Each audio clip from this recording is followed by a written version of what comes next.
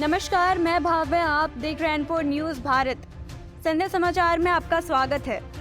आज रांची में झारखंड कांग्रेस के निलंबित कार्यकर्ता आलोक दुबे ने प्रेस कॉन्फ्रेंस कर कहा, पद मुक्त करिए।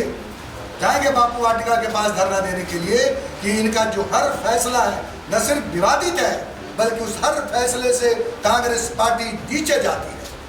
रामगढ़ के चुनाव की क्यों समीक्षा नहीं होनी चाहिए? उसके ऊपर में कोई भ्रष्टाचार के आरोप नहीं लगे, उनके ऊपर में कोई कमीशन खोरी का आरोप नहीं लगा। ममता देवी के ऊपर में कभी कोई गलत चीज के आरोप नहीं लगे। ममता देवी के ऊपर में संघर्ष की राजनीति करने के एवज में जेल गई। उन्हें तो प्रचंड मतों से चुनाव जीतना चाहिए था। बंधु तिर्की के चुनाव का, बेटी के चुनाव का आप सेहरा लेते हैं, जबकि वहाँ कोई आपका औचित्य नहीं है। वो सीधा सीधी एक व्यक्ति के वजह से वहाँ हम चुनाव जीतते हैं, वो जहाँ भी रहेंगे वहाँ चुनाव जीतते। लेकिन आपको रामगढ़ के चुनाव पर समीक्षा करनी चाहिए और नैतिक जिम्मेदारी लेनी चाहिए। अब धरना देने जा रहे हैं, उसके बाद अगले महीने मई के पहले सप्ताह में हम जाएंगे वहाँ राष्ट्रीय अध्यक्ष मल्लिकार्जुन खड़गे जी के आवास पर और वहाँ धरना देंगे कि हटाइए इसको, इसके हर फैसले को इमीडिएट रोकिए। अगर एक फैसला भी इसका होता है इन लोगों दोनों का तो पार्टी टूटेगी। अब पार्टी टूट सकती है, पार्टी टूटने के कगार पर है। गीता सिंह उरांव, जिसके पिता कार्तिक उरांव को इंदिरा जी ने राजनीति में लाया था, वो पार्टी छोड़ के इनके सामने गई रहते हुए। सन्नी टोप्पो गए, महमूद अंसारी गया, डॉक्टर पी नैयर गए, तमाम नेता लोग जा रहे। पार्टी अब टूटने के कगार पर है। हम सब, हमारा भी एक बहुत लंबा राजनीतिक अनुभव है। एक विचारधारा है। आलोक दुबे, राजेश गुप्ता, किशोर साहदेव, रमेश उरांव और ऐसे तमाम लोग।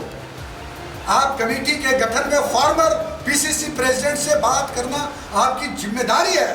आपको पूछना चाहिए था जब आप कमेटी का गठन कर रहे थे, आपको पूछना चाहिए था जब आप जिला अध्यक्षों का गठन कर रहे थे, आपको पूछना चाहिए था दूसरे किसी भी प्रकार के मनोनयन की प्रक्रिया में जाने से पहले कि आपके नेतृत्व में यहाँ हम 2 साल कोरोना से संघर्ष किया। आपके नेतृत्व में जब 4 पूर्व प्रदेश अध्यक्ष, आप दूसरे दल के प्रदेश अध्यक्ष को आप अपने पार्टी में ला रहे हैं कि पार्टी मजबूत होगी।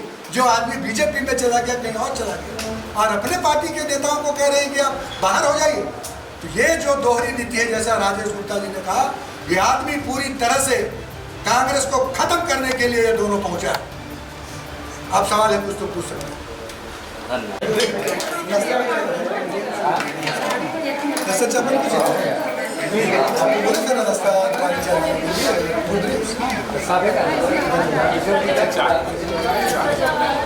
पानी तुमसे कम आए भाई, इनको बोल देते हैं क्या यार।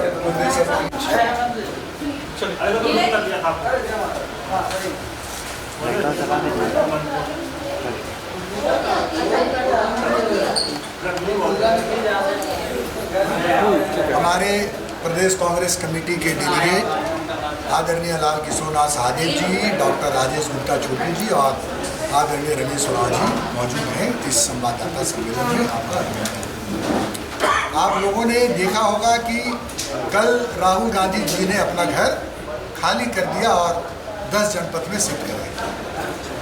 राहुल गांधी जी की सदस्यता चली गई और कई तरह से राहुल गांधी जी को प्रताड़ित किया गया। भारत जोड़ो यात्रा के बाद केसी वेणुगोपाल जी के पत्र के द्वारा ये पूरे देश में जय भारत सत्याग्रह करना है। सत्याग्रह शब्द से ही आंदोलन और संघर्ष की बात होती है। झारखंड में क्या हो रहे हैं? झारखंड में आदरणीय अविनाश पांडे जी और राजेश ठाकुर जी जय भारत सत्याग्रह का नाम बदल के रख दिया जय झारखंड अभिनंदन माला पहनो।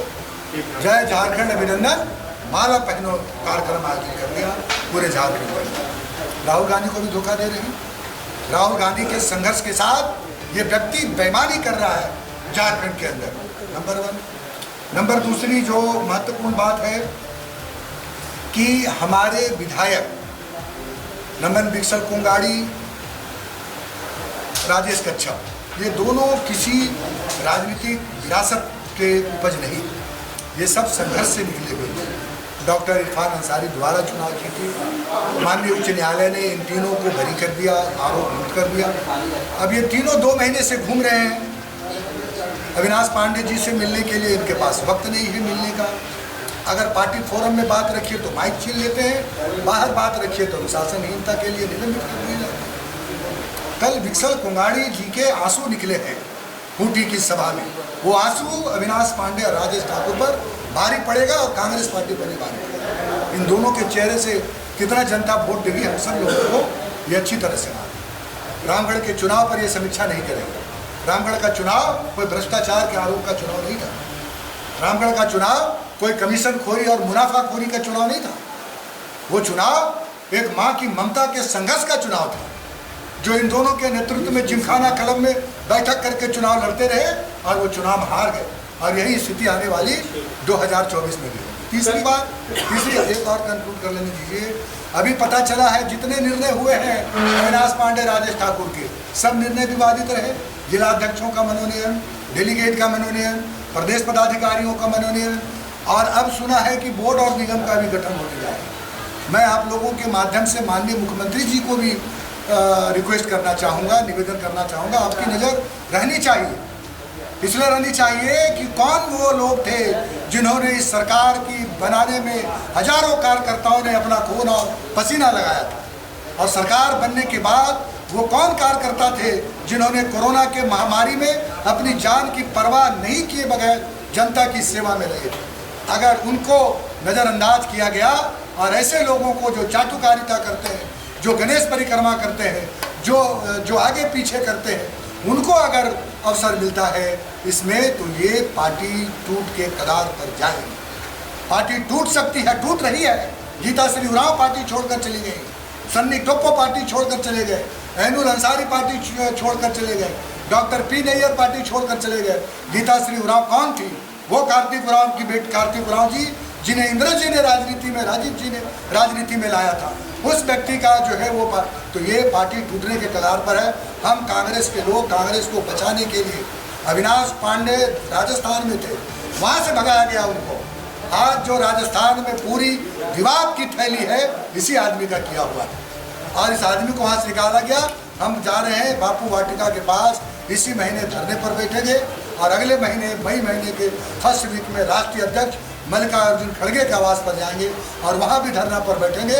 हटाइए, कांग्रेस बचाइए। कल के कार्यक्रम में आप लोगों की क्या भूमिका है? कल के कार्यक्रम में सुबोध जी ने हम लोगों को आमंत्रित किया है। अभी तक तो इन लोग मार भी सकते हैं, मार पीट भी सकते हैं, जैसा कि आप जानते हैं कि धरना पर बैठने से कैसे मुँह टांग के कुछ लोग बोला कि मार के भगा दिया इन लोगों को, तो जान का भी डर है। लेकिन सुबोध जी ने कल बुलाया। अब हम लोग आपस में चर्चा करेंगे कि हम लोग को जाना चाहिए या नहीं जाना चाहिए, क्योंकि आपको मालूम है छत्तीसगढ़ रायपुर के अधिवेशन में हम लोग को नहीं जाने दिया गया। लिखित तौर पर हम लोग मांगे कि हम लोग जाना चाहते हैं। उन्होंने चिट्ठी दिया कि आप निलंबित हैं, आप नहीं जा सकते। तो ये जो नौटंकी चल रही है कि पार्टी का कार्यकर्ता अगर कोई बात कहेगा तो उसको अनुशासन से, आप अनुशासनहीन किया कि नहीं? हमारे 4 मंत्रियों को कहा कि समीक्षा हो गई, ये चारों बदले जाएंगे, आज 24 घंटा के बाद नहीं बदले जाएंगे। तो बीजेपी जो आरोप लगाती है कि आप मुद्रा मोचन किए हैं, तो आपको जवाब देना चाहिए कि इसके पीछे क्या फैक्ट है। बीजेपी ने बहुत बड़ा आरोप लगाया है कि इसमें जो है पैसे का लेन देन है, मंत्रियों को डरा के पैसा लिया जाता है। तो आप क्लियर करिए कि क्या ये साजिश, क्या ये काम आप कर रहे हैं या कौन सा काम कर रहे हैं, ये बताना चाहिए जनता को। वरना यही मंत्री जब चुनाव के मैदान में जाएंगे तो हमारे विरोधी कहेंगे कि आपका प्रदेश अध्यक्ष और प्रभारी तो 3-3 मरतबा बोला कि साहब आप जो है नॉन परफॉर्मर है, आपने काम नहीं किया, आप जनता के दिए हुए कार्यों को नहीं किए, इसलिए आप ये थे, इसलिए जो है आपको चुनाव में हम क्यों वोट देने जाएंगे। तो इस तरह से ये लोग अनुशासनहीनता भी कर रहे हैं, पार्टी को कमज़ोर भी कर रहे हैं। और 2024 जो हमारे राहुल गांधी जी का सपना है कि हम जो है यहाँ पर देश के अंदर में एक ताकत बन के निकलेंगे, उसको भी ठेस पहुँचाने का काम ये आदमी कर रहे हैं। अब हम लोग हम वोट